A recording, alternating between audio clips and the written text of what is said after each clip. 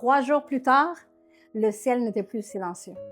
La tombe n'a pas pu le retenir, la mort n'a pas pu le vaincre, car le roi sans couronne royale s'élevait avec toute autorité. Luc 24, 6, 9 dit, « Il n'est pas ici, il est ressuscité. Souvenez-vous de ce qu'il vous a dit lorsqu'il était encore à Galilée.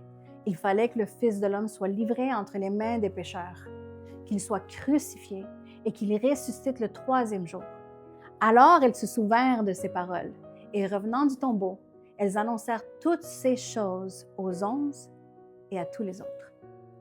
Je ne sais pas pour toi, mais vendredi dernier, je me suis retrouvée à méditer sur les événements de la croix. Et honnêtement, ce n'était pas facile. Mais ce qui est magnifique dans l'histoire de la croix, c'est qu'elle a une fin glorieuse. Il est ressuscité.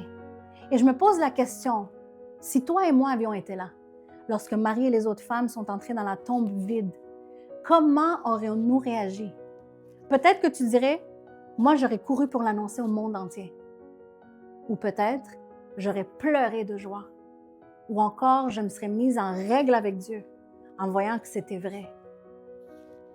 Mais peut-être, aurions-nous douté? Parce que la vérité est celle-ci. L'être humain veut voir pour croire. Mais la vie chrétienne se vit en croyant pour voir. Et c'est vrai, toi et moi n'avons pas vu la croix. Nous n'avons pas vu ses mains percées. On n'a pas vu son côté blessé.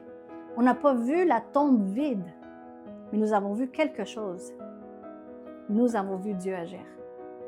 Encore et encore dans ta vie, dans la mienne. Moi, je l'ai vu. Et je sais que toi aussi.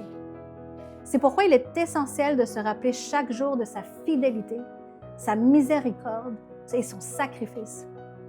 Aujourd'hui, lève-toi et témoigne du véritable roi, le seul roi qui est mort sur la croix du Calvaire pour toi et pour moi. Ton histoire et la mienne sont la preuve vivante que son sacrifice n'a pas été en vain.